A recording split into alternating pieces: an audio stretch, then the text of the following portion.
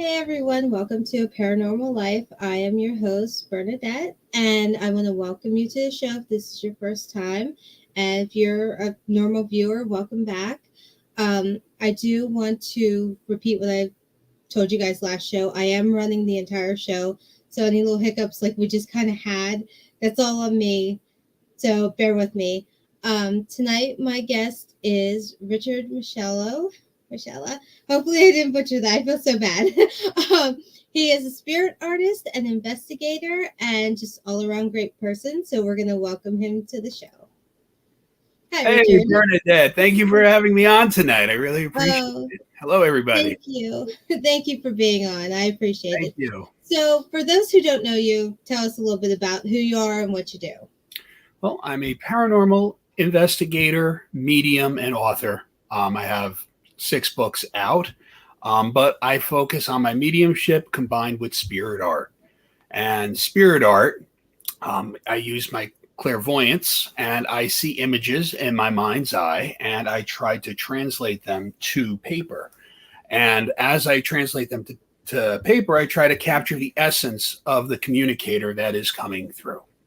So that is what spirit art is briefly. I mean, then what I also do is I get the evidence, the evidence that comes forward that brings that loved one to life. And that's things they did in life, things they were attached to, things they owned, names, dates, things they want to mention.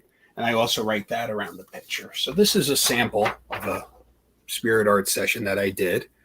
And you can see that there's the woman that came forward. And I am not a trained artist. I stress I'm capturing the essence. So it could be the shape of the face, the brow line, wrinkles. If, were they thin? Were they heavy?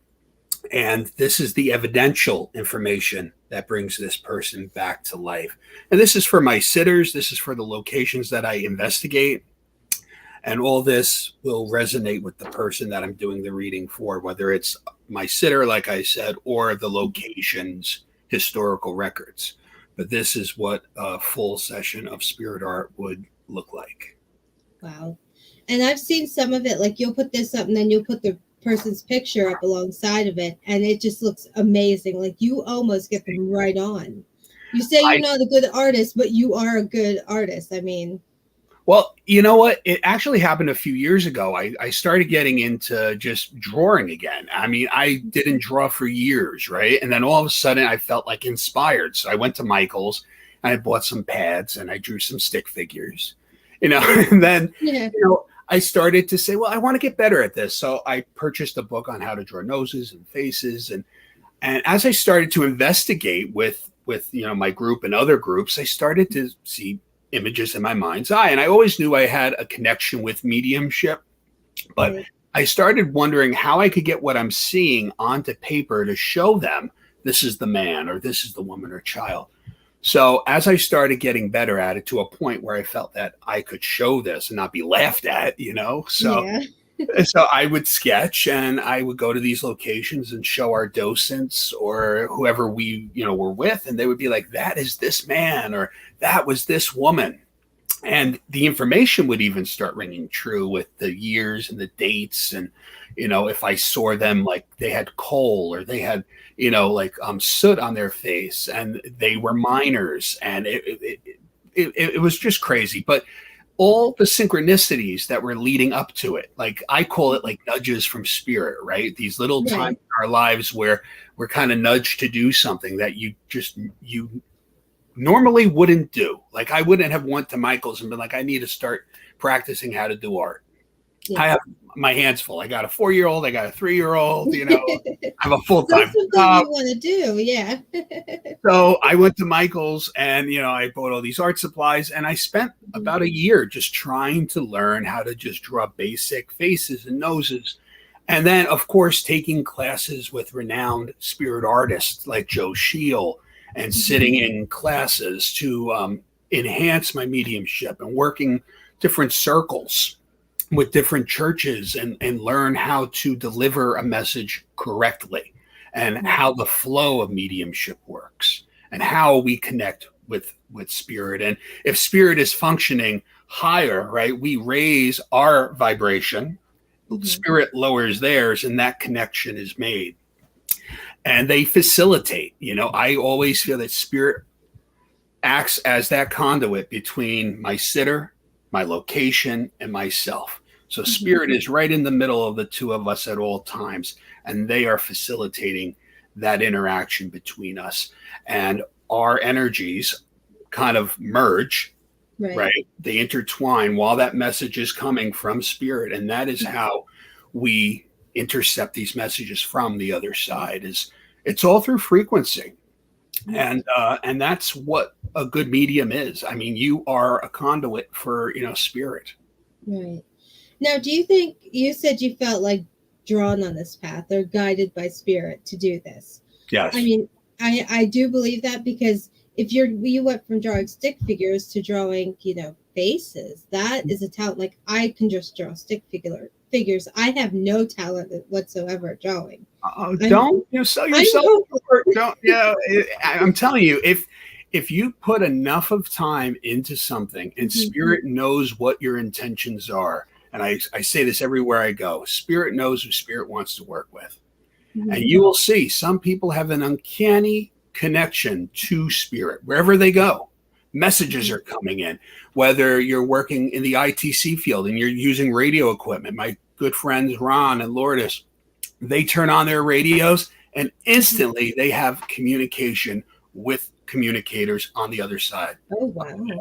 That's how good their connection is. But now you get to somebody who's just getting into the field, right? They turn on their radios and stuff just isn't too clear yet, or they're not really receiving clear messages. It's all intention. It's intention. It's what you're doing in this field and what your intentions are.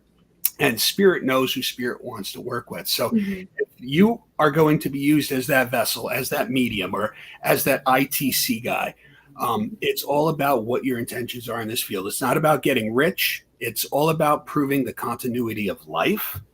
Okay. And bringing healing to those that have experienced loss. So if you're not in this to help expand the field and help it grow and nurture it, if you're in this for a quick buck, there's no quick buck made. No, not at all. You have to be in this field because you love it and because either something has driven you here or you want to be here. Nothing fills my cup more than to sit down with somebody and draw their loved one that I have no knowledge of knowing, and have that evidential information, circle that photo, and bring that person back to life for that half hour or 45-minute session. And they look at me at the end of the thing, they go, "You had no way of knowing that stuff. You had no way of knowing that my grandfather was a factory worker, and you saw like lung issues. I saw he had a hard time breathing. He died because of the asbestos that was in." It's like little things like this that just drive it home and really let that person sitting across from me know that there is a continuity to all this. If you were even thinking that when we die, that's it. Yeah. This brings a little bit of healing to somebody who's experiencing tremendous, tremendous grief. And that's the thing about that too. I mean, sometimes people don't get the closure they need when somebody they love dies. And that's basically what you're giving them too. You're giving them that closure, And some people, they like spend, all their money on just seeking more and more messages. And if you go to a good medium, a medium would, tell you don't have to do this often. You just have to pick somebody who's really in this for the right intentions, and you could weed them out. Yeah. And you will get a decent message. I mean, if they're a good medium and they are connected, you would get a really, really heartfelt message. And I've encountered so many wonderful souls along the way who are mediums, who are intuitives and psychics that have helped me. And the generosity when it comes to like learning from others, and not having that closed off kind of circle where we only work with certain, just being able to help other people on their journey on this spiritual path, if you will, is so important. And, and that's what I try to do after I get done with a lecture or a seminar and somebody comes up and they're like, well, can you tell me, I have a little private chat. I'm like, you know what? In, the week, drop in, let's talk about mediumship. Let's talk about chakras and energy and how we can expand, because in anything that we do, right, you have to be good at it. You have to put time into it. Right. And that's what I do. I mean, if I'm not doing readings, if I'm not investigating, I went for Reiki. I'm like, you know what? I want to be certified with Reiki. I went and I took my classes. So now I'm certified with Reiki. For chakra healing, I wanted to do it. I took classes. You have to keep improving yourself and letting spirit know that you're adding more tools to, say your tackle box, right? So this tackle box of our mediumship, this toolbox even, the more stuff they have to work with, the easier it would be for them to use you as that vessel to interpret the messages that are coming through. So just keep learning. And that was my thing the last 3-4 years, just working with different mediums and different mentors that actually took the time and, gave me all this information. And I have notebooks upon notebooks, that I just kept jotting down and that I still reference. Yeah.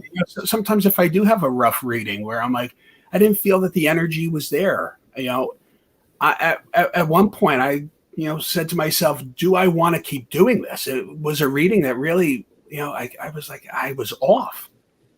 And one of the leading people that are a spirit artist medium in, the field said, it happens to all of us. Sometimes the energy is just totally off.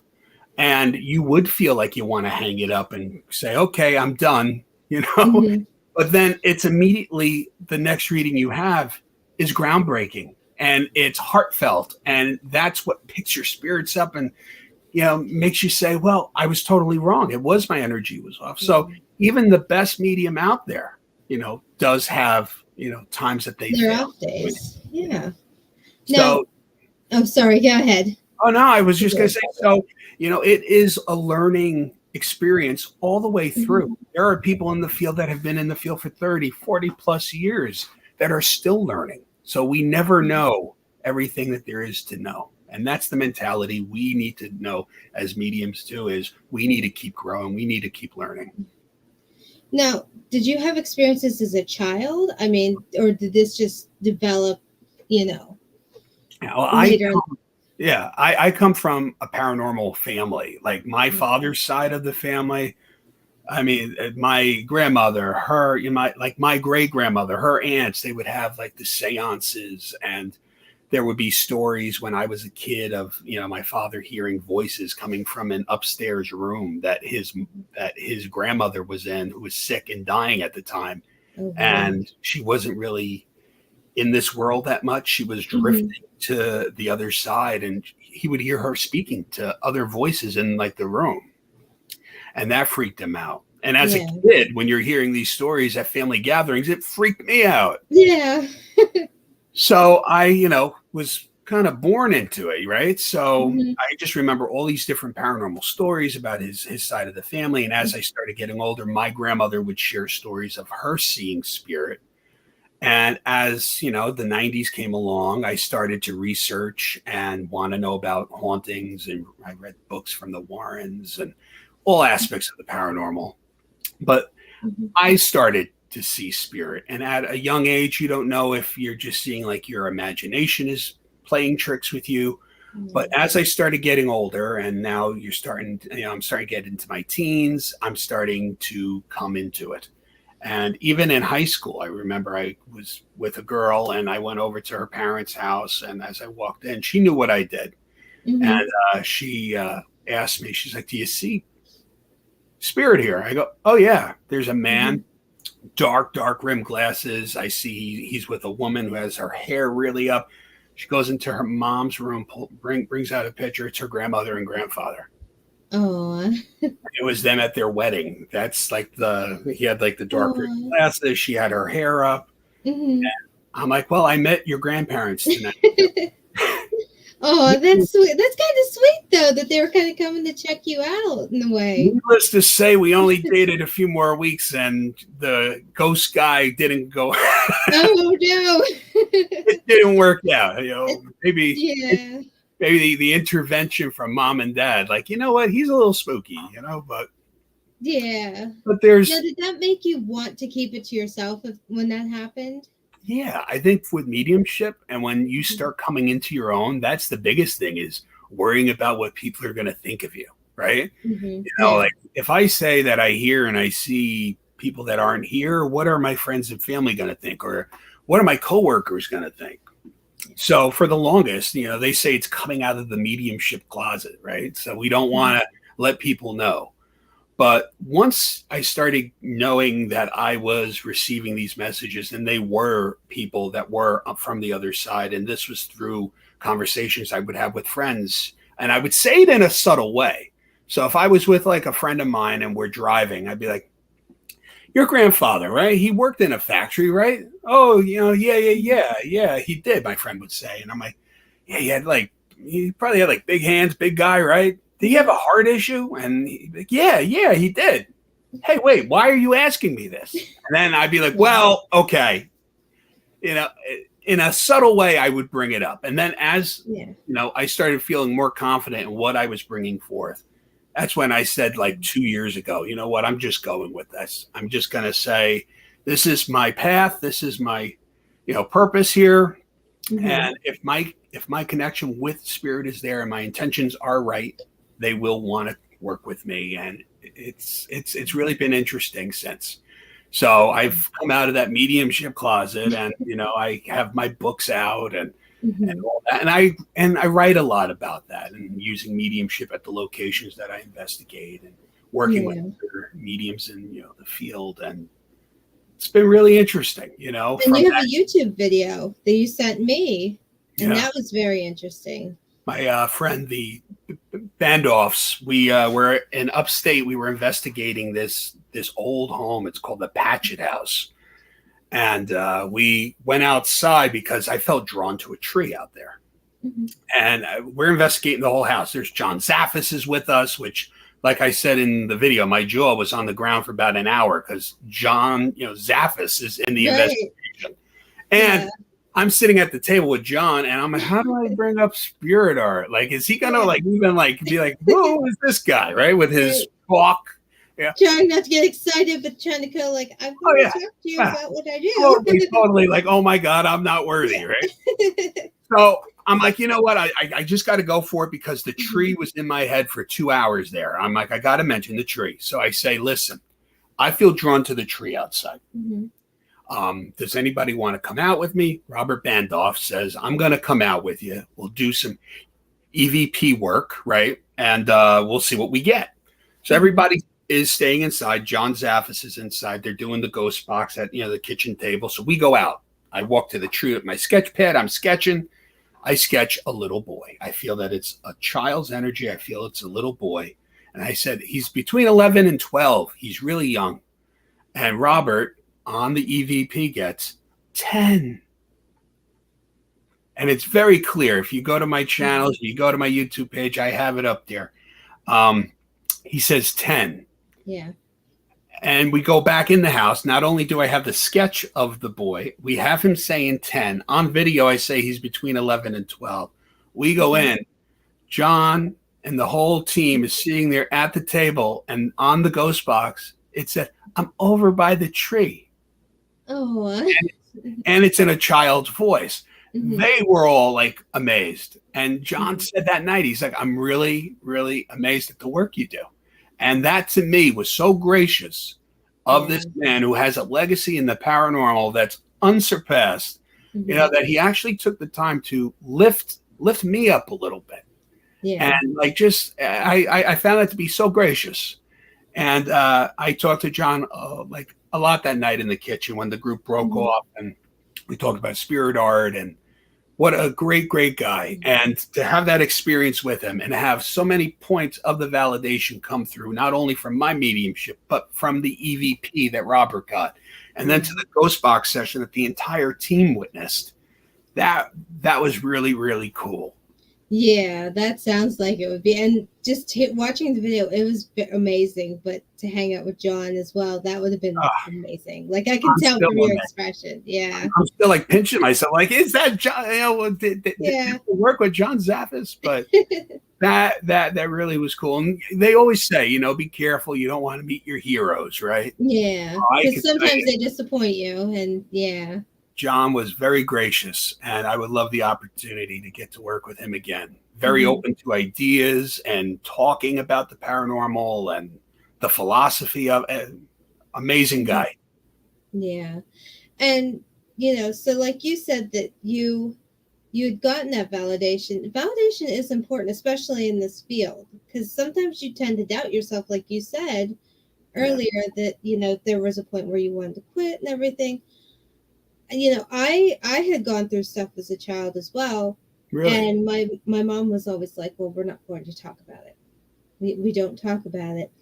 And then as I got older, she would talk about it. And there would be things I would say or something would happen and I would get that validation. I'm like, maybe I'm not crazy after all, Yeah, you know? And that is important in this field. And then like for my boyfriend, I had finally told him and we'd had things happen here. And for him to actually have heard it and he just like looked at me, he's like, I hear it too. Like that also is just like that's validation. And I know you're married. Did you tell your wife, if you don't mind me asking, did you tell your wife or how did she react when you told her that this was what you were going to do? she knew I was an investigator, right? Mm-hmm. And slowly but surely, I started to bring up, like, I get things sometimes. Mm-hmm. It was me, Mr. Subtle, right? I would Yeah. always find that subtle way of dropping that nugget in there. So I'm like, you know what? I get things sometimes, and I'm getting this or I'm getting that. And there Mm-hmm. was, like a family function that we were at, and I got some stuff about a family member. Again, I had no way of knowing that I brought up and was validated there that night that yeah, this person was this way and this person did treat these people this way. And she kind of looked at me like, how do you know this? Yeah. So it's just subtle things. And then as time went on, and I came out of the mediumship closet a few years ago, it was like, okay, she sees the sketches. She sees me sitting down here at my office and I'm Mm-hmm. sketching for, a client. And she hears the recordings because I record every session that I have just for learning for myself.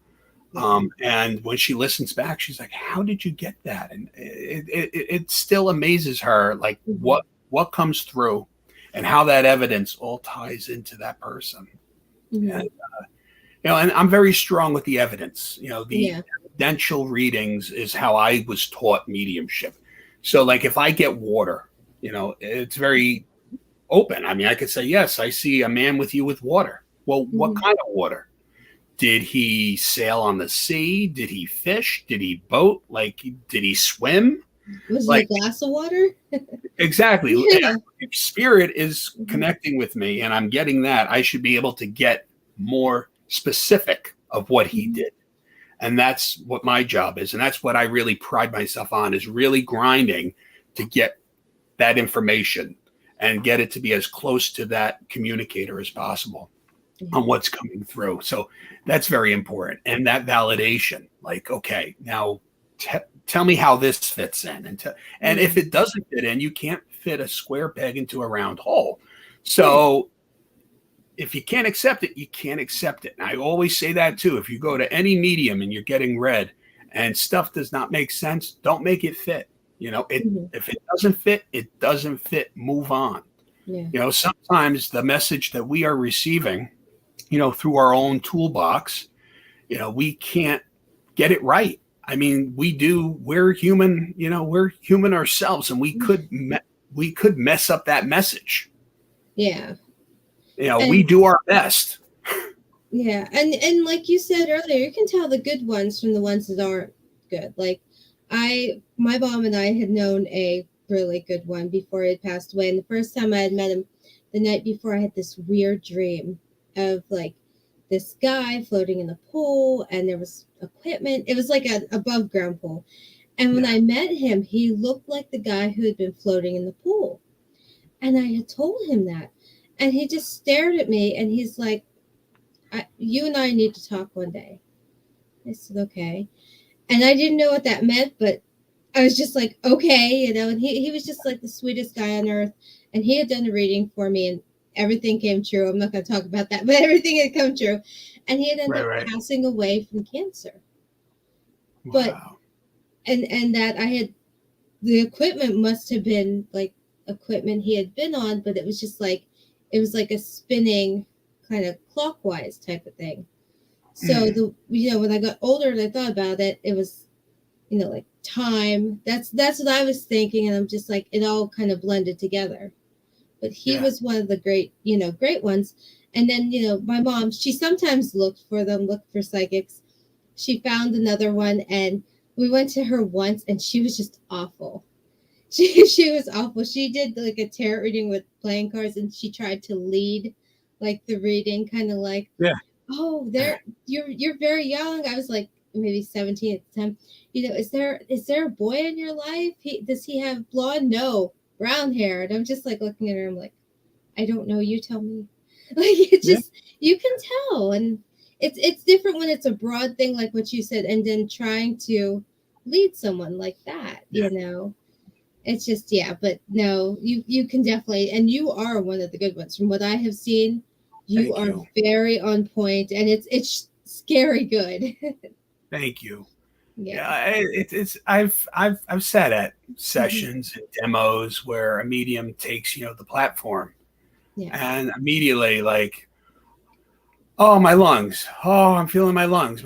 Well, you know what? 9 times out of 10, 20 people are going to raise their hand, because we all know people that went through lung cancer. Yeah. But now you take the platform and say, I see a man who's in work clothes. I see he's wearing like a blue cap on his head. Now it's more specific to the communicator. Now you could be like, well, my dad wore a uniform. He had a blue cap because that tied into his work. He worked for this company. They had blue. That's what brings home the evidence. Yeah. Don't just beat around the like the bush. I mean, really, if you are communicating with that spirit, try your best to bring forth that evidence, and you'll be really surprised. Don't just say water. Ask spirit, what about the water? Fishermen, sailor, military service. What is tying this water? And you'll be surprised at how much more evidence you'll be able to get. Mm-hmm. And you don't only do spirit art, you do other things, like your new book that's out, right? Yes. I'll show you. Extraterrestrials in the Hudson Valley. I started to go up to the Hudson Valley a lot in the last 2-3 years, to the Pine Bush area. And the Pine Bush, if anybody's familiar with paranormal tales, the Pine Bush area has seen the 1980s wave. So the Hudson Valley was, crazy active in the 1980s by a wave of people seeing crafts the size of football fields, people claiming that they were abducted by visitors, people seeing these light beings come in and out of their homes, to driving through a farmer's field and seeing lights shooting out of the ground and just vanishing, to even feeling the ground underneath them rumbling and trembling. And all of a sudden, these phantom noises just stop. So the Hudson Valley, to me, has always been a very thin area. A lot of haunted places there. I lived in the Hudson Valley for some years. Yeah. So I, traveled there so much, and I started to go to the diners in the area, and people would know that I'm going to the Pine Bush area, and they would share stories with me. And as I would sit at the diner and have coffee with, these residents and hear these stories, I was like, I need to write something about this. And there's great books out there on it, but I'm like, I want to write my own take on it. And my number one interview that I wrote to was Whitley Strieber. And if anybody in UFO field, the alien abduction, Whitley Strieber is at the top of the list. Right. Communion, the movie that was based on his book, and his experiences with the visitors in the Hudson Valley is unsurpassed, right? So I found him online. I said, let me do a Hail Mary pass. I'll send him a message, a young author. I would love to chat with you. 20 minutes later, I get an email back from Whitley, and he goes, I want to chat with you. Let's do this. And a week later, I'm having an hour conversation with Mr. Strieber. And Wow. I need your luck. I really do. But it was truly amazing because now I go back to when I'm, 12, 14 years old, and I'm at the library, because anybody who's 41 years old, when you were a kid and you wanted to know about the paranormal, there was no Discovery Plus or. Yeah. So here I am at the darking corner, I'm looking through like a stack of old books. Communion was one of the first books that I started to read about aliens and UFOs, and it just blew my mind. His, writing and his encounters with the visitors and how they took up so much of his life. I'm like, I need to talk to this man. And it was all these years later, I felt like I finally, that little boy, at the library, my life came full circle. And here I am, and he's on the other end of the phone, and he's talking to me as a peer. I mean, it was just mind blowing. So his, interview is in the book. There's Brian Bowden, Cheryl Costa, and Alan B. Smith, another very informative guy on anything Hudson Valley. And we talk a lot about the encounters. We talk about the people. And I also talk about the stone chamber sites in the Hudson Valley and these balancing rocks that supposedly the glaciers left behind. And these rocks sit on 3 smaller stones, and they align with the solar changes, planets. It's really interesting stuff. So the book is available. It just dropped like a week ago. So if anybody out there wants to check it out. It's doing really well from what I've heard too. Yeah, it's doing really well. They're like, well, you're a medium. I'm like, I love the paranormal. And that's in all my books. Even in the Case Files book that came out like a year ago, I wrote about Sasquatch, I wrote about aliens, I wrote about ghosts, even haunted places that I feel sometimes could even be amped by the people that are expecting to see things there. I always feel that consciousness plays. And when you start, coming up with these tales and these folklore, and, you kind of can create or heighten an area just by, that consciousness that you're putting out there. But that Case Files book, everywhere I go, besides talking about mediumship and spirit, people are like, can we talk about Sasquatch, or can we talk about aliens? I'm like, sure. I mean, that is why I'm here. I love all aspects of it. I always wanted to be that Fox Mulder, from the X-Files. So. Yeah, just because you do one thing doesn't mean you don't have other interest in, the other spots of the paranormal, Yeah. And it's weird to get wrangled into one thing. And you'll be surprised. I find a lot of the time that UFOs and aliens and Bigfoot or Sasquatch, whatever, and the paranormal, ghosts and spirits, it kind of all ties in a strange way. Yeah. Places that have reports of one usually have reports of the others. And I find that to be very true in the Hudson Valley. Do you have an idea of why, or do you have a guess of why? Well, for the Hudson Valley, the ley lines of the area, the energy, the granite, the limestone, it could be that theory about energy. Perhaps if it's interdimensional travel, that maybe these certain points are higher amped, and this allows for an easier way to get from one point to another. Perhaps the visitors are using these areas because of the energy. I know a lot of times at these stone sites, the EMF is off the charts. So it's showing me as an investigator that there's high energy spots at these sacred sites that the Indians worshiped at. And prior to them, whoever built them put them here for a reason. So, and at these sites, there have been investigators that reported cryptid creatures that are in the area, or seeing dark shadows move in and out of these chambers, or seeing strange lights in the sky over where these stone sites are. So something I think we need to keep working on and keep investigating and keep figuring out, well, why were these chambers put here, and who built these balancing rocks, and why were they put here? Especially in that area of the Hudson Valley, if you go into any Google search and you type it in, you'll see from the 1980s wave to now, people are reporting strange phenomena. Wow. Now, since you're dealing with aliens, do you ever do regressions? So if somebody comes to you and they're wanting spirit art, are you able to regress them for an alien experience?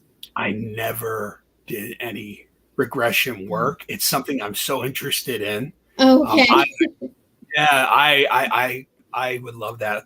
It's kind of like a Bud like Hopkins, what like he kind of did with the intruders and with his like studies, and John Mack and those pioneers.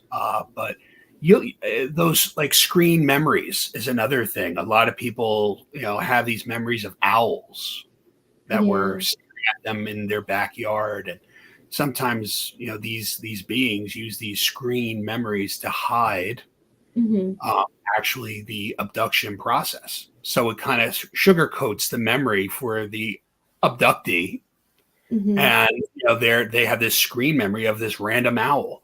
But once they sit through a regression, that kind of brings them back to the incident and kind of unsugarcoats it, and then they relive the encounter with the entity. And it's crazy. I mean, I have about 60 or 70 pages here of interviews that I did with people that were abducted, and the majority of them are based on a screen memory of people saying that they had this one image stuck in their head, but they knew something happened.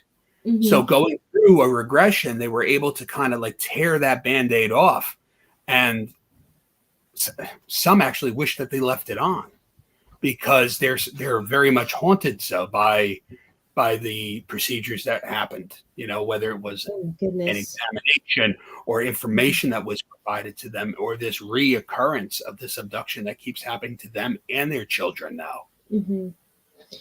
And so is this something you might want to do in the future, do you think?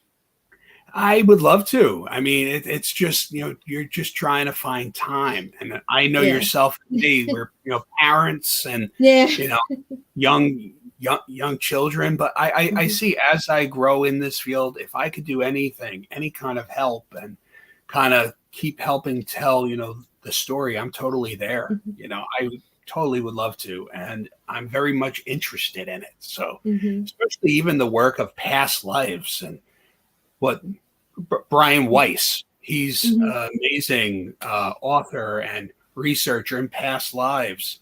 And his books even have been so inspiring on my journey, and people that have connections to things in this life might have had a past life experience. And that could explain why the young child or the young man has such an interest in the Civil War or the American, say, like the Revolution. It's things like that could, perhaps they had a past life. Yeah. I'm very interested in like past life regressions and things like that. That totally interests me, because you always wonder if you came here before or you've lived before, and then who were you or what were you, things like that. Yeah. And did the roles change? Like maybe in your past life you were a man, and in this life you're a woman, and or you had a health issue in your past life that you might have in this one.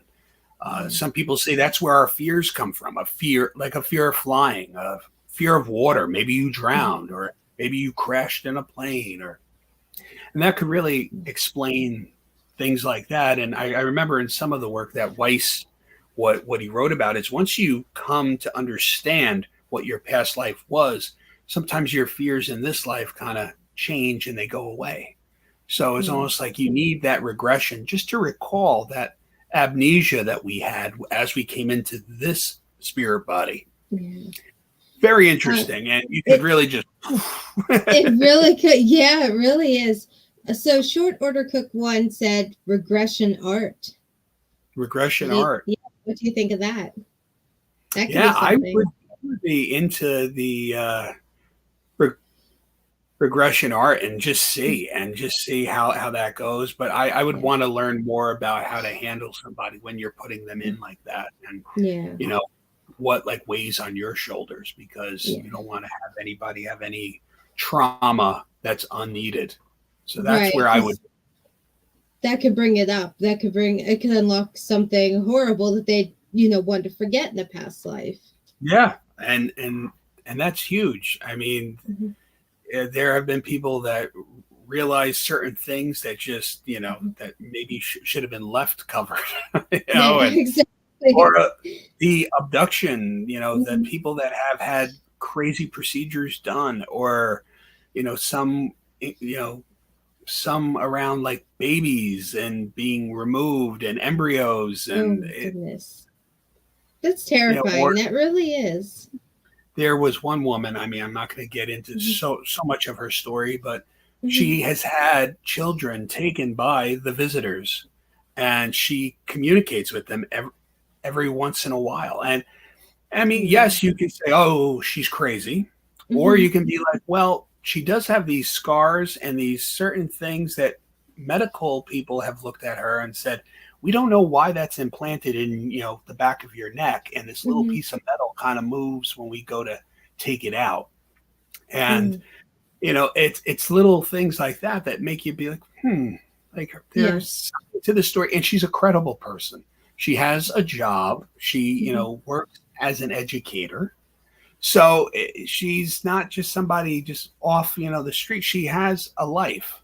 Mm-hmm. And the story that she, that she gave me, and she tells me this still happens to today, makes me wonder, like and how incredibly sad that, these hybrid children that she gets to see only once in a while. Mm-hmm. And sadder that she actually has to be basically forced to have these children. Like, what's the purpose of that? Yeah, I mean, that's what you think. Like, what's the purpose of that? Like, that's just, yeah. I mean, are they working on a project of making, man better, or cross, breeding them and us? Mm-hmm. Are we here for a science experiment? Like, are we truly, maybe we were, crossbred, thousands of years ago, and we inhabited, now they're working on a new strain of man for, I mean, we really truly never know. But it just is mind blowing when you look at these encounters and you see that the visitors are, trying to commune with us, and the different races, the reptilians, the humanoids, the grays, and their separate roles. Mm-hmm. And some are more caring than others. The grays seem to be more inquisitive, would I guess be the word, as the reptilians come across more like of a hostile race of aliens. So it's so interesting. Yeah. Do you think you've ever been abducted? Abducted? No, I don't think so. I don't have any screen memories that I can recall. But hey, who knows? Maybe if I did a regression therapy, I might be able to find out that I was. I mean, again, this book project really just popped out, as I was going to the Hudson Valley and I was heading home on the dark roads at night, after I did an event. I'm like, I got to do a book on this. But who really knows what threw that thought into my head, and who connected me to Whitley, where within 20 minutes he wrote back and said, yes, I'm going to do. So I have a very good friend of mine, Kim, who's a medium, and she's like, I'm picking up some things with you and like the visitors. And I'm like, it's interesting because this whole year I've been, besides writing the book, I've been really interested in aliens and trying to expand my personal knowledge on the experience of these people that were abducted, and these pioneers in the field like Hopkins and John Mack and Strieber. So it's going to be something I keep working on. I have enough now for a second or even a third book if I said so.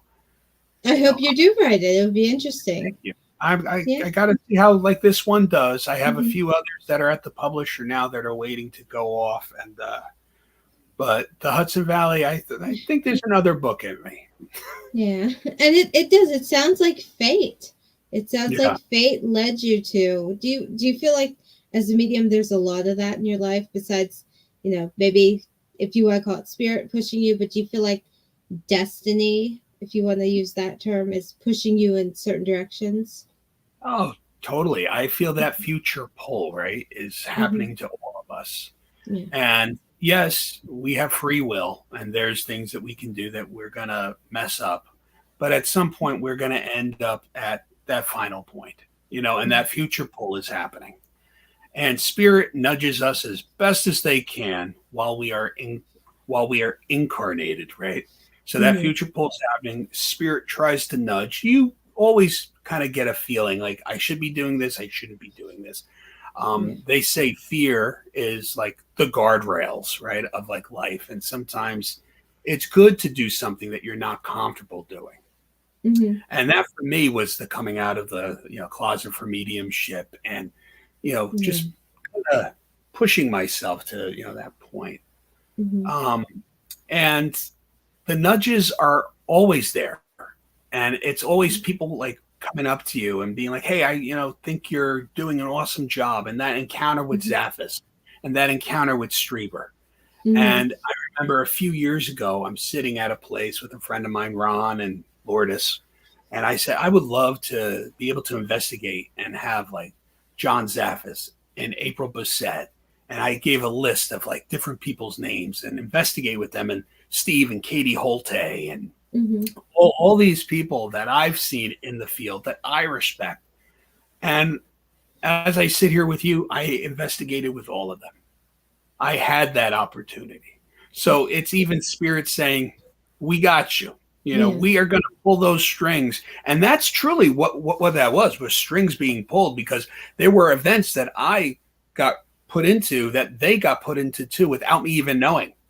So Yeah. as the event's starting to get going, I start looking at the name of the people Mm-hmm. that are going to be there, and I'm like, "Oh, April is going to be there, or the Holtes are going to be there, and Mm-hmm.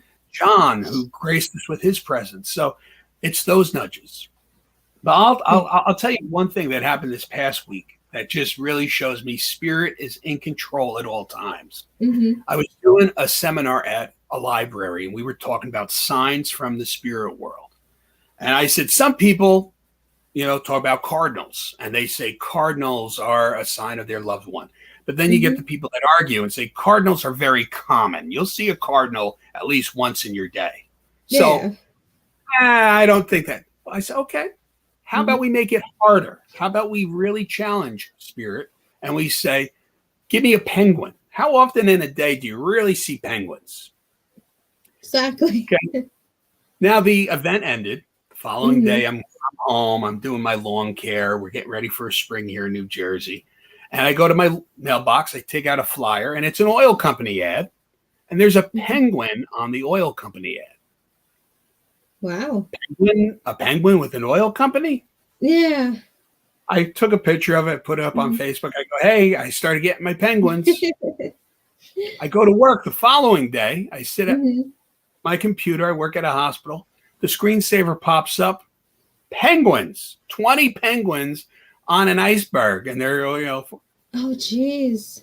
I got more penguins. Yeah. So the other day, Mm-hmm. I'm driving home on a major highway on Route 80. I'm behind a huge truck. Not a picture of a penguin. Mm-hmm. Penguin trucking. Wow. Yeah. I go, okay, thank you. I like you. Exactly. So everybody who attended that, talk that I did, they, Mm-hmm. were like, wow, we now see what you mean. Because I also said that too, where these nudges that we get, sometimes it's not the exact image of what you think it is. Sometimes it'd be Yeah. words. Sometimes it'd be a song where a lyric just hits you. And spirit is constantly nudging us Yeah. along our, path. And to get back into what your question was, is those like nudges are always there every day, every encounter. Sometimes when you have with somebody, people come into your life for a reason. Yeah. And you'll, whether it's positive or negative, they're all teachers. Everyone that we encounter, Mm-hmm. they all leave something with us, whether it's positive or negative. We learn from that, and our soul grows. Yeah. Like my boyfriend, we had gone to elementary school and I had moved. And everywhere I had moved, it was kind of like we were circling each other. Mm-hmm. It was very strange because when I had lived one place, he was like, well, you were living there. I was basically truck driving and delivering on the next street over. Wow. And I'm like, well, then I moved back here. And he was like, I was basically 1,000 feet from you. And I'm like, And oh look, my gosh. Yeah. And then I found him like through Facebook, like through another friend, and I'd see his picture. I'm like, oh my gosh, that's him. I'm just going to friend request him. He doesn't remember me and all this. And I just friend requested him. And then we went out. And yeah, it was just weird how we kept circling each other and circling it. And then when we finally went out, we had this feeling that was just like the right feeling. I don't know how to describe it. Like it was just, we were always together. yeah. So it's, yeah. So I believe in stuff like that, just like the little nudges. Yeah. And like just things popping up at random places, and, just being open to receiving them too, is huge. Anybody who has lost a loved one, I always say, talk to them every day. Mm-hmm. And craziest thing is my grandmother would have been married this year 76 years. Oh, wow. And she's gone now for about 12 years. And I'm going through stuff. We're cleaning up the basement here. I'm making it like my full-time office. Mm-hmm. So I'm going through things, and a card falls out. Grandson. Oh. Signed, she's proud of me, but signed, love, Grandma. Oh. How does a card like this just fall out on her 76th wedding anniversary? Mm-hmm. Right at my foot as I'm cleaning up my desk. Like it's a sign that she's watching over you. Yeah. And I feel that, but again, if you're a medium and, like it's hard for us to read ourselves. You don't know if it's coming to you or from you. Yeah. So I really trust the communication with people. For me, if I'm getting it through signs, and for me to get a sign like that, it made me stop and just think of her and be like, thanks, Grandma, Yeah. So. Yeah, no, I agree with you. Like, so when my mom passed away, it was very sudden. And I just figured she was gone like for like 5-6 years. I had not seen anything of her. Like I just figured it was that sudden that she moved on. She was at peace. She was done with everything. And so in December, I'm not going to go too much into it. I fever dream because I had a fever with COVID. And like I saw her. It was the very first time I saw her since she had passed. And it was weird because I had sat up. I don't know why I sat up, but when I laid down, instead of my head hitting the pillow, I had laid on a sweater that was hers. Like I could feel a sweater that was hers when I was little. And I could see it. And, when I kind of opened my eyes, she was like standing there and she looked just like she did when I was little. She had on like this blue tank top with lace on it that she had worn with that white sweater. She had jeans on. And I'm just like, I was stunned. But then part of me was like, was that a fever dream? That could have been your fever, could have been that high. You could have been hallucinating. And then the other half's like, I don't think it is. So there's like that gut feeling like, no, but the rational part wants to sit there and be like, it's a fever dream. Just, Yeah, but there was more to the dream that makes me. But you had points in that dream of things that really meant something to you. It wasn't just a random dream. I think the items that you saw in there and the blanket and that really shows you that it was a little more, that's how I would interpret that. Yeah. Cause when I put my head on the pillow and I felt that sweater, like my eyes just shot open. Yeah. Because my pillow does not feel that rough. And I seen it. And I'm just like, okay, there's something not right here. I know I'm sick, but there's something not right. And they have So a way of knowing like what we're going through. They are with us, and at opportunities like that where you needed them, yeah, they are there, with their energy. They can't be there physically, but they will do whatever they can from the other side to offer you some kind of comfort. And in that yeah, case, that dream. yeah, yeah. And she was very fiercely protective of me and everything. So, and like I said, there was more to the dream that I don't really want to talk about, but Mhm. she, Beautiful though. I believe that was her. Yeah. So, but I believe that. I believe they watch over you, and just like your sign Yeah. that, your grandmother was watching over you. My kids all the Mhm. time, my like oldest son Jack, he would look at the corner of the room and go, "Pa, pa," and my Mhm. wife, she would look at me and be like, "Did you bring something home?" I go, "No, I don't think I brought something home." Yeah. But Pa, pa, my grandfather, who's been gone for a long time, I called Pop. So I Um, remember I showed Jackson, I showed him a bunch of different pictures of old men. One was mhm. Clint Eastwood, another one was an older actor, and one was my grandfather. And he looked through each picture, and we got to my grandfather's picture, and he goes, "Pa, Mhm. pa." So I Um, think my grandfather popped in. He couldn't be there mhm. physically, but he came there in spirit to see his great grandson. Yeah, And to they're check on always, you. yeah, they're always in our lives. Yeah. They're not gone. And that Yeah. consciousness, they know what we're thinking. They know that we miss them. So talk to Mhm. them daily.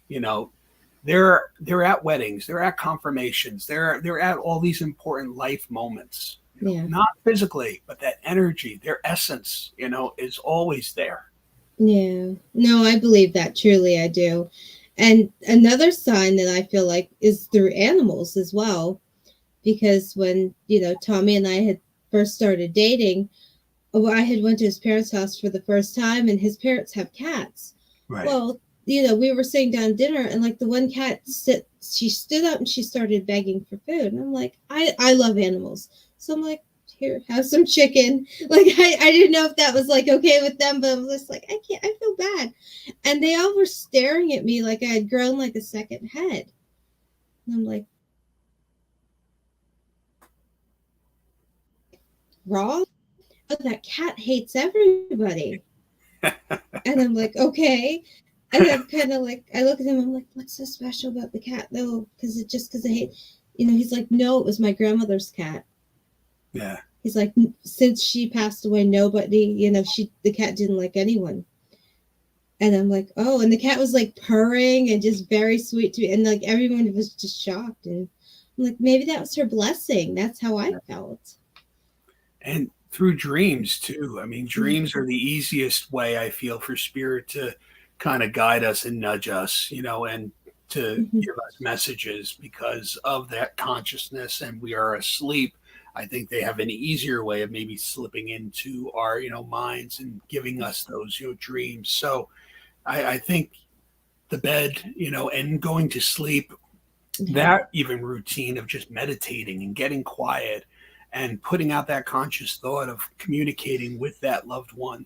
Mhm. Sometimes you'll even be surprised. Sometimes if you put that conscious thought out there, you will wake up in the morning and be like, "Hey, I had a dream of my father," Yeah. and I kind of was throwing it out there, and I saw him. He was sitting at his workbench, and Mhm. so it's even little stories like that of like the dream communication and Yeah. what's said or even what's not said. It's just sitting Mhm. at that bench with dad, or Yeah. sitting at a restaurant with mom as she had her cup of tea and having that comfort. You awake from these dreams and you feel Mhm. like you spent time with that loved one.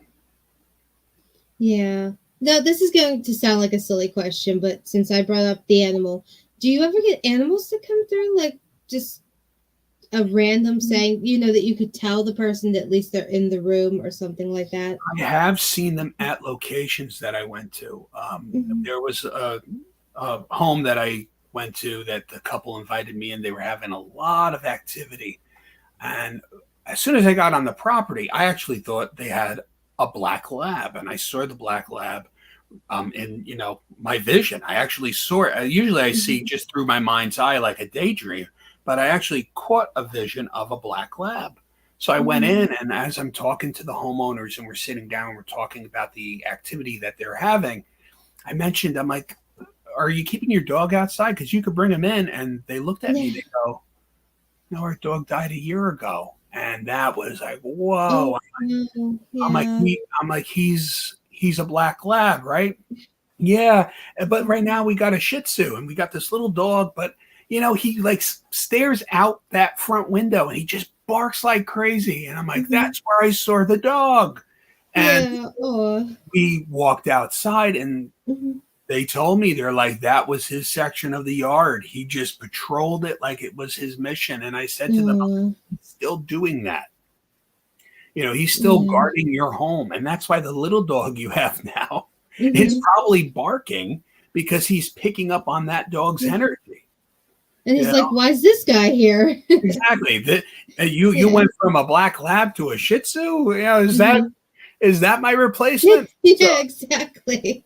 but that Exactly. was Oh. my story about an animal. But Mhm. yeah, our animals too. I mean, they cross over and their energy is with us. Yeah. Yeah, I think, like I said, my mom had passed suddenly a few months before her dog, who I mean, she adored this dog. This dog was like her baby. Like, I think she would have like sold me to keep this dog. I mean, that's how much she loved this dog. He had passed before her a few months. And I think maybe either that led to her passing, or it was like kind of, in a way, something new that, she didn't want to be without him, and he went before her. So Yeah. I believe in things like that. So Yeah. yeah. It's energy, Yeah. it just changes form. Yeah. So I have a couple questions for you, if that's okay. Sure. Let's put this up here. There we go. Marlon wants to know, are you able to read auras? I haven't gotten into the aura reading. I would love to. Again, Mhm. this is more classes that I could take, but I actually work with a friend of mine who is able to do that, and I keep Mhm.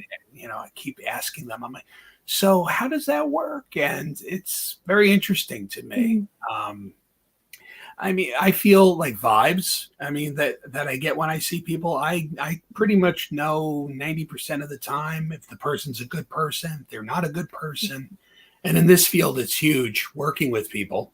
Yeah. You'll get good vibes from someone. So I do Yeah. pick up on vibes. I would love to be able to work with auras though. So Okay.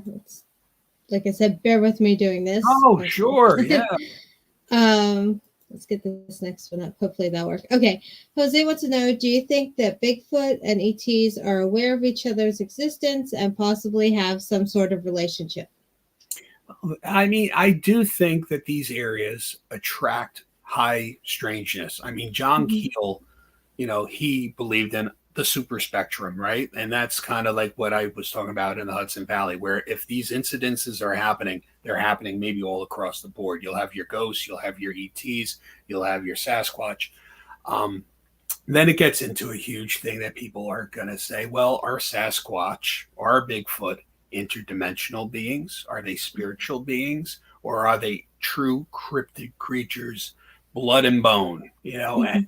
And that's something that we need to really look into. But if they are interdimensional, okay, if they are spiritual, perhaps they are slipping through a dimensional veil that the Mhm. ETs are also using. Time and space is being bent. Same thing as the spirits coming through a veil and using energy to pierce that veil to come forward. So, yeah, if Sasquatch and if the ETs are using interdimensional travel, they Mhm. could be linked, and that super spectrum could be true. Um, but if they're bone, if they're blood and bone creatures, then Mhm. perhaps it's just a coincidence, would you say? I mean, it, it's Yeah. it's something that's really needs to be really examined in all these cases where people. But it is something where some experiencers do see spacecraft and in the same Mhm. area report seeing Sasquatch. So we need to look at these cases and see how they line up and talk to the experiencers and really further that. Mhm.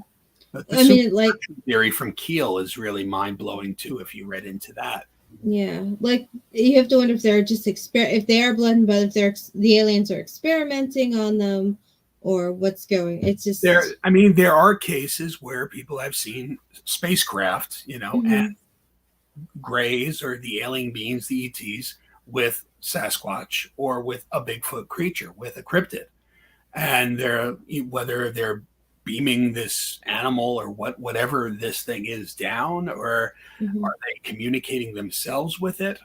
But this high strangeness, if you get into the Keel world and you start reading Keel and you see how these things happen and how these waves happen in certain areas, even with Mothman, and it's just really makes the world that we once thought was black and white. It has tons of gray area in it for all these paranormal creatures and experiences. Mhm. Let's see, and then I have one from Mortal Clown. Do you ever see orbs in your work, Richard? Yes. In fact, just this past week, I was doing an event that we were taking different people through these haunted places, and we were bringing them through these historical homes. Mm-hmm. And I did a burst of photos right before I did a session, and there's a huge orb over one of the people that walked into the room.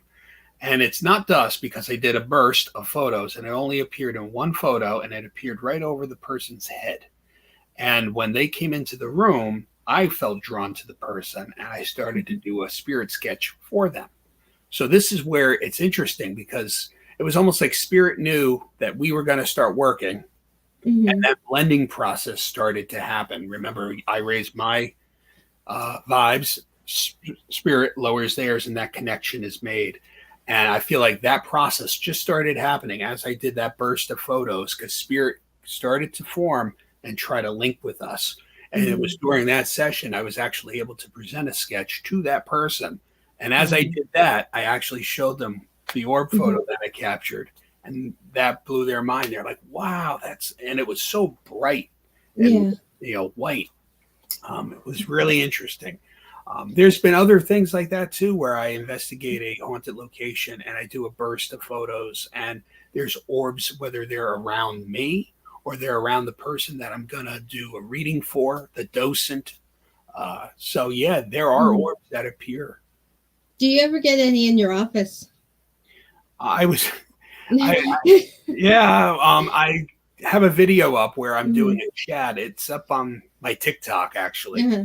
And I'm at a church and I'm talking about spirit and how we communicate, raising our vibration and connecting with spirit. And I'm doing my Mm-hmm. whole talk about that. And out of the corner, you see a white orb change direction and shoot down back over my shoulder. So it actually does like a zigzag and then comes back into Mm-hmm. the shoulder.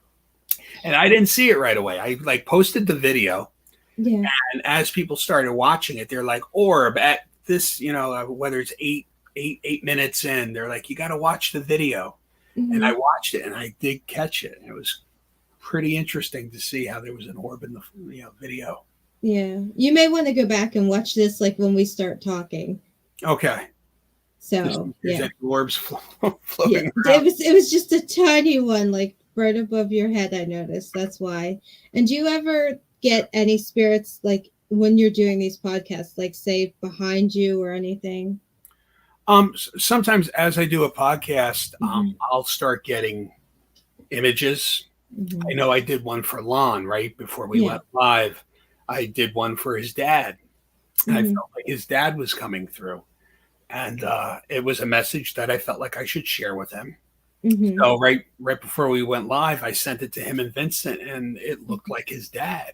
And we Mm-hmm. talked about it on air. And sometimes it comes like that. Sometimes I'm driving home on Mm-hmm. a major you know interstate highway.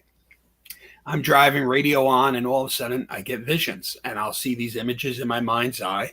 Yeah. And sometimes it's for the reading that I'm doing that night for a client, or it's for a location I'm going to that weekend, but I write them down. Or I'll say to spirit, listen, I have that reading later. Please come in then and we can do this.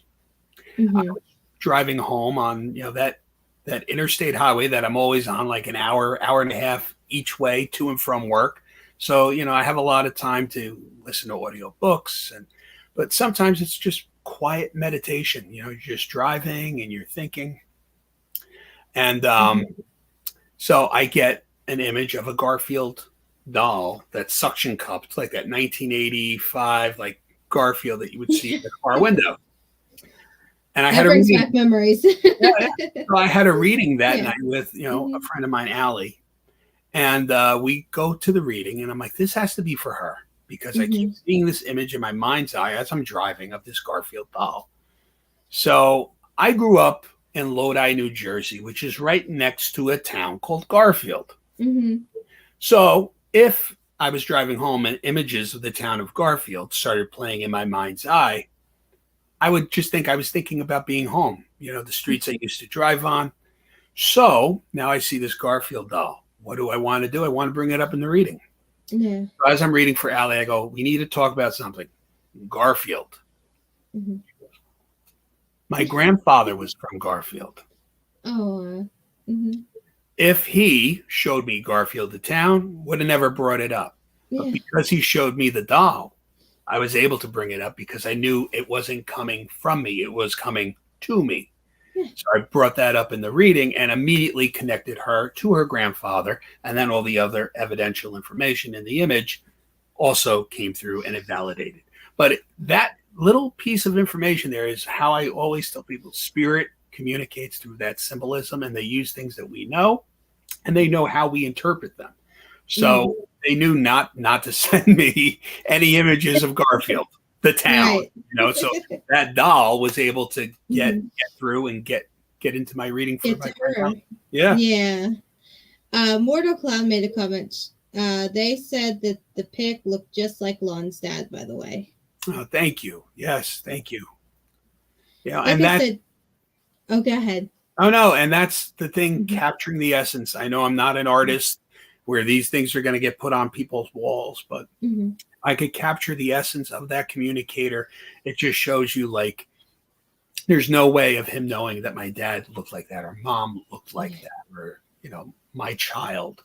And to this day, my mom, every time I do sketches for people, she'll look at what I post, and she'll, she's my biggest critic. She'll be like, you drew the picture, but you got his hair going the wrong way.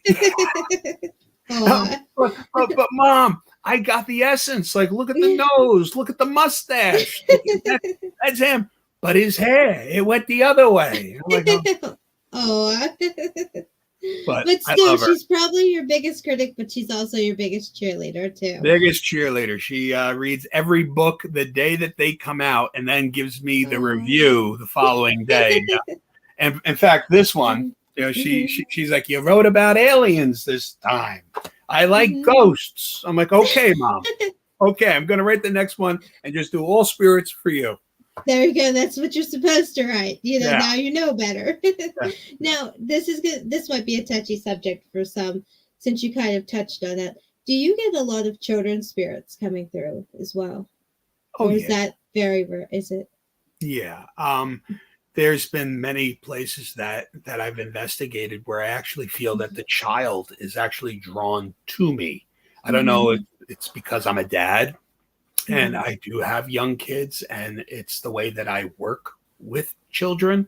But there was a train station that I went to, and immediately when I walked into the train station, I said, there's a little boy, and he's at the ticket window, and he's running around, and man, he feels like he has like the whole place to himself, and it's like a toy shop. He has all these different things that he can play with, and I sketched him, and I showed it to the person that ran the museum, and he looked at it and he goes, wow, the people that actually ran the train station, they had a little boy. He's like, I don't have pictures of him, so I can't validate if this was him, but there was a little boy on this property from that 1920s period. So you drew him with like the 20s cap on his head, and he fits about the age of the child. Fast forward a year later, we're invited back to that location. So I tapped a very good friend of mine, Dawn Pfeiffer, who's a spirit artist medium, and she went there. Now, I didn't share any information with her. My file, I did not share. I didn't share video, nothing, right? Mm-hmm. She comes in, she sketches a little boy with the cap. Oh. I sketched him a year earlier. Oh, wow. Now So that's on validation. that was, Yeah. and we both looked at each other. I'm like, I got to show you something. So I opened up the file, and it was just mind blowing because the two pictures just matched right up. Yeah. Oh my gosh. And And when that you, must be hard, though. It must be hard to have the kids come through. Like if you're doing a personal session or something, that must be hard. Even encountering a child out in like, yeah, normal everyday, basically when you're investigating, that must be hard. and a lot of the locations that I investigated, in northern New Jersey here are Mm-hmm. from the historical record. So you're dealing with like Spanish flu, things that were devastating to children in the early 1800s into the 1900s.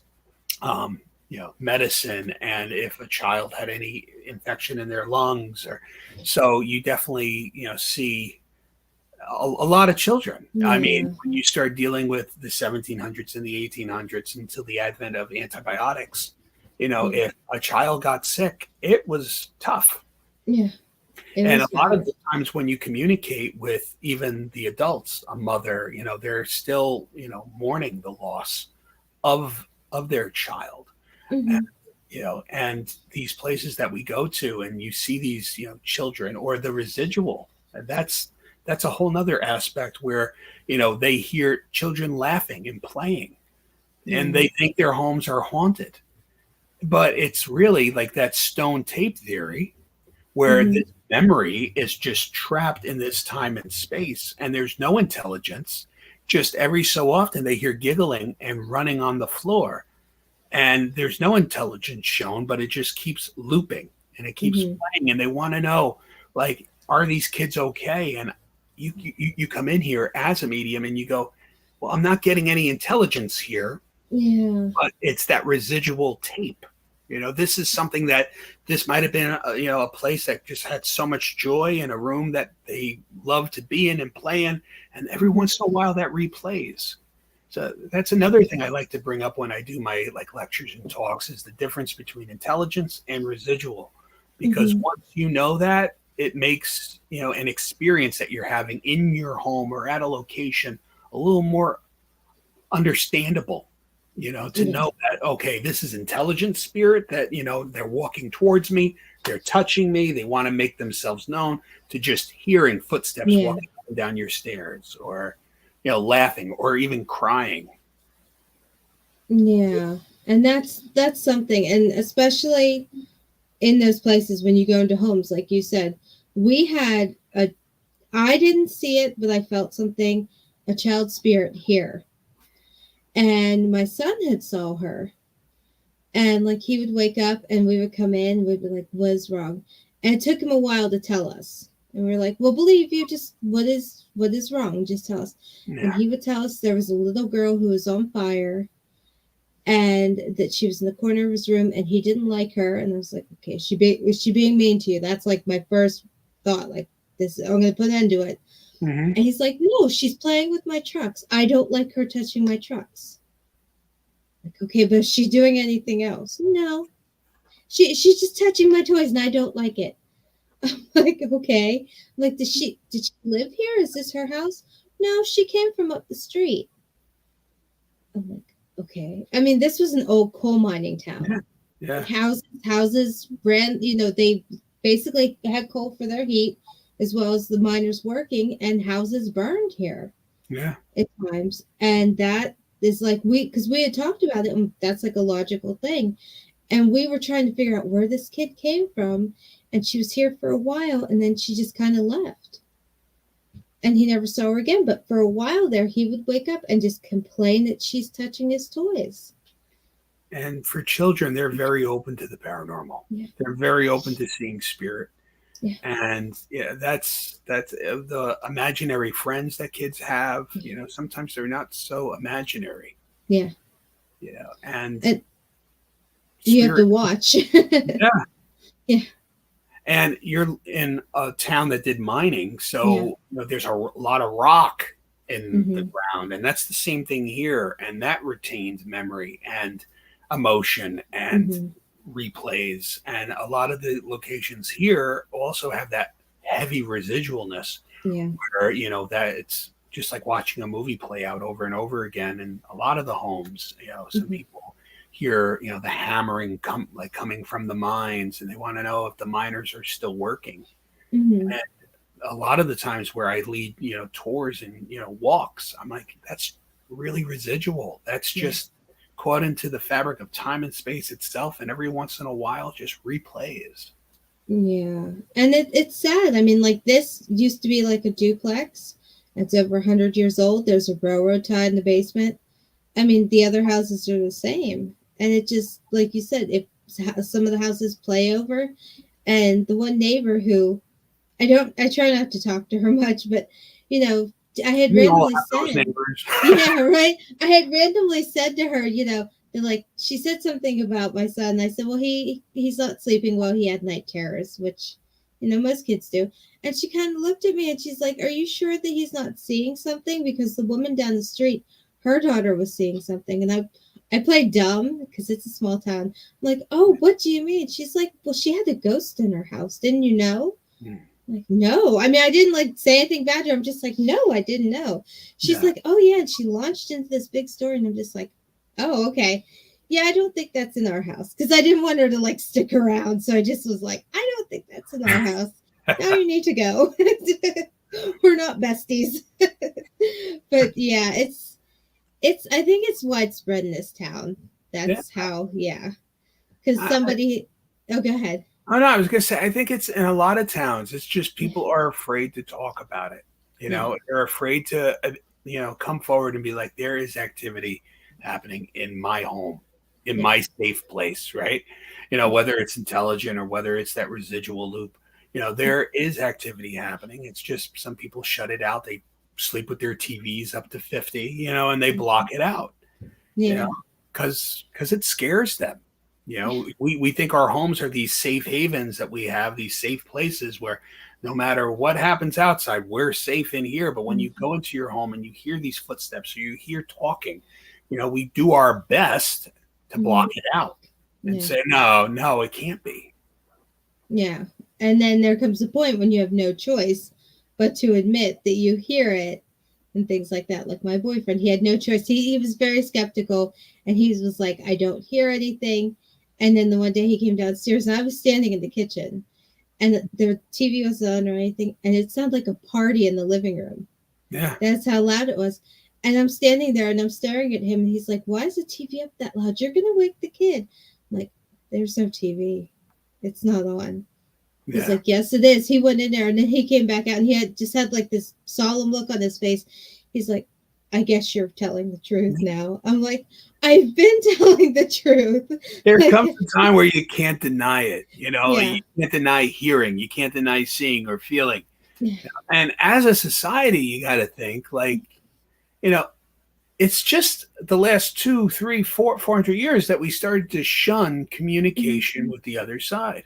If you go to ancient cultures, you go to the Egyptians, the Mayans, the Aztecs, afterlife was just another step, right? And we felt that the afterlife, we could commune with our ancestors. Even the Native Americans believed in communion that we can still have with our ancestors, and that connection is always there, and we could receive signs, and we could also talk to them. But it wasn't until, like you get in, as you start reading the 1700s, the 1800s, where it started to be considered taboo, talking to the dead. It's against God. It's Yeah. I personally don't feel that. I agree. Like that, but now it seems like it's starting to come back out in the open. Yes. Whereas, like when I was growing up in the 90s, you did not talk about that. No. You would be weird. You would be shunned. You'd probably be locked away, things like that. But now people are starting to accept it. And you look at it, like I studied like the spiritualist movement, right, of the mid 1800s, and you get into the spiritualist and Lily Dale and other little communities of spiritualists who embrace the continuity of life, and would do demonstrations with the Bang sisters or the Fox sisters or the Campbell brothers, and the list goes on and on of other mediums from that time period. But the thing was, they came forward to show the continuity of life, and that communication with those on the other side of the veil still could happen. And the White House and Abraham Lincoln accepted it and had mediums come into the White House. Yeah. It was a huge move. But now you think, what happened during that mid 1800s? We had the bloodiest battle fought on American soil, the Civil War. And so much death and so much carnage happened. People lost brothers, sisters, children that they wanted to communicate with those on the other side. So this awakening that we're having now for the spiritual, right, and for mediumship and being able to commune with our ancestors is happening after a pandemic that was devastating. So it's almost like a reawakening of some sort of that connection that we have with our loved ones. And yes, the Civil War was what really catapulted the spiritualist movement. I believe this pandemic has really pushed this phase of what we're doing into the mainstream, where, you know, and also the countless shows that are documenting communication, whether it's positive or negative, because, you know, on every ghost show, you know, that you watch, pretty much 90% of the time it's, you know, a demon or We're not going to talk about that show on here. I know what you mean. Yeah, and there's a lot of that too, where everything is dark and everything, and it's not the case. It's not the case. And I talk about that in everything that I do. It's not like what you watch on TV. Yeah. And that's very true. Yeah. We don't always send people down into the basement if they don't want to go. And it's that much of the paranormal is dark and spooky. You know, most of the time, the messages that I'm bringing forth are from loved ones or from people that felt such love for a location that they show their presence. They want to be mentioned, and then they move on. It's not that they're stuck at this location and they can't get out. They loved it in life, and they're there. Yeah, and that's the thing. You don't get a lot of bad in this. It depends on what you do too. Yeah. I mean, if you go looking for that bad, you're gonna find it. Like attracts like. Yeah, exactly. And if you go looking for it and you find it, you better be prepared to deal with it, because it doesn't play. I mean, you know, and there's dark and there's light. I will not say that there isn't. You know, there's positive energy and there's negative energy. You know, if you think of it like the ocean, right? You go to the surface and it's light and it's bright, and those rays, they keep penetrating the water, but there gets to a point in the ocean where it gets to total darkness. Yeah. And I think the spiritual world, we could look at it the same way.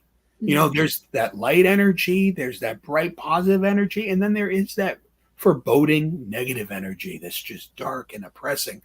And that is the spectrum. And I feel that our souls, you know, we resonate where we, you know, vibe at. You know, if we're high, you know, if we're coming from a higher place, we'll be higher. If you're negative, you'll be lower. So like totally attracts like in this. And I know you would probably feel the same way. If you're going through any kind of like mental or any issues like that, this is a field you do not want to get into, because you're going in and your energy's low. That is not a place to be at. You're you're not only a target, but it can make things worse. It can make things a lot worse. And that would be, So, and go ahead. Oh, no, I'm sorry. It's just, you know, I always say, like, make sure your head is in the right place. Your heart is in the right place. And even if you're not feeling well and you feel like your energy is, I kind of feel weak or drained, maybe don't go to that investigation. You need to be functioning on all cylinders before you go into a place that you're going to open yourself up to spirit. Right. No, I totally agree with you. Mortal Clown has a comment for you. I don't know if you could see that. They said, wish there were more paranormal folks with Richard's attitude. Thank you, Mortal Clown. I appreciate that. Yeah. Hey, I try to be positive, and that's like my vibe. And I got 2 more questions before we go. No worries. From Mortal Clown. Okay, this was, do you ever see orbs in your work? I think we already got that. Yes. Sorry. No worries. Get that down. No worries. And last one. What's the strangest spirit you've ever contacted? That's a good one. Strangest spirit I ever contacted.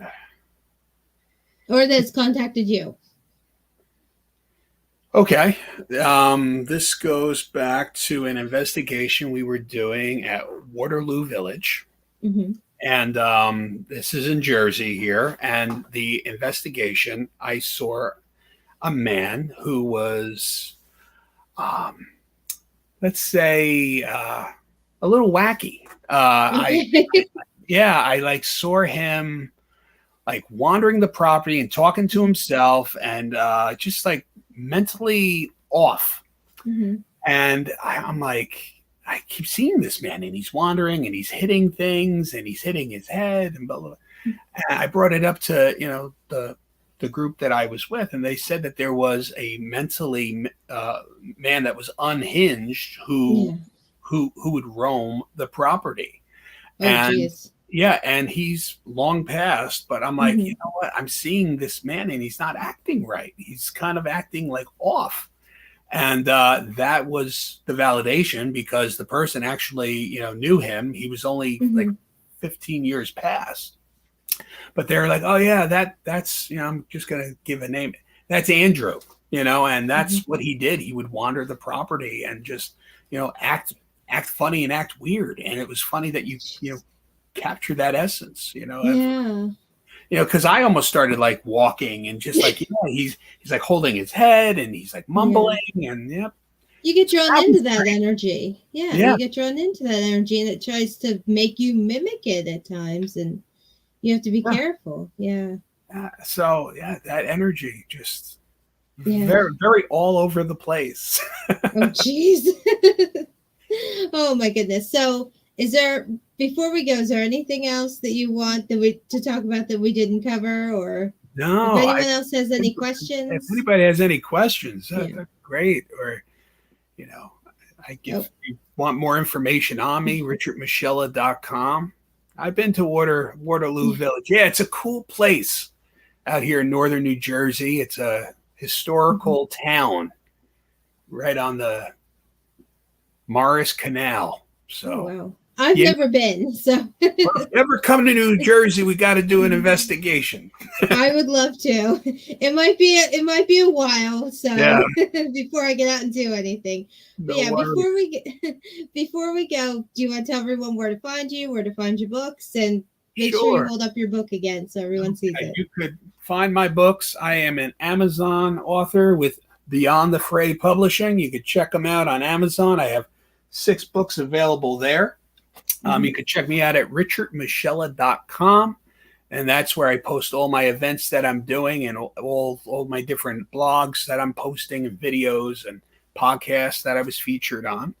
I'm also, this Friday, if you're in New Jersey, on April 14th, I'm going to be at the Haunted Ritz Hotel, and it's a theater, and I'm going to be at the Haunted Ritz. And I'm doing my spirit art session with a good friend of mine, Anthony Simonelli, with the awesome group of Parasite. So if you come out to that, I'll be talking about spirit art and actually doing a demo right there on the stage. So, and you can find out all the information on my website, www.richardmoschella.com. And I would like to say thank you for having me on the show tonight, Bernadette. I really no. Thank you for being here. I appreciate that. And so if anyone wants a book with you to get spirit art done, do they go to your website as well? They do it right on the website. I have a little thing that you sign up for, and as soon as I have an opening, I will get you in. Okay, that sounds great. And hopefully people will be able to make it out to see, do your stuff live. And that's amazing. There's a lot of opportunities that, are coming up. So I'm going to be busy all the way into the summer. So we'll be keeping an eye out on you. Yeah. All right, Richard. Thank you so much. I truly appreciate it. You have a good night. So much. Thank you. Bye. That was a great show, wasn't it, everyone? Richard was amazing. I'm so happy he could be on. Thank you guys for joining me. My next week's show, I was hoping for it to be a Saturday show. It was going to be a special. As of right now, I have not heard back from my guest. I'm hoping to hear from them this weekend. We will let you know. Otherwise, I will hopefully see you with something else next week, or we might take a break. We're not really sure what we're going to do. But again, thank you for sticking around. Thank you for all the comments. And like I said, I am running the show, so give me a second to figure this out. All right. Thank you, everyone. Have a good night. Bye.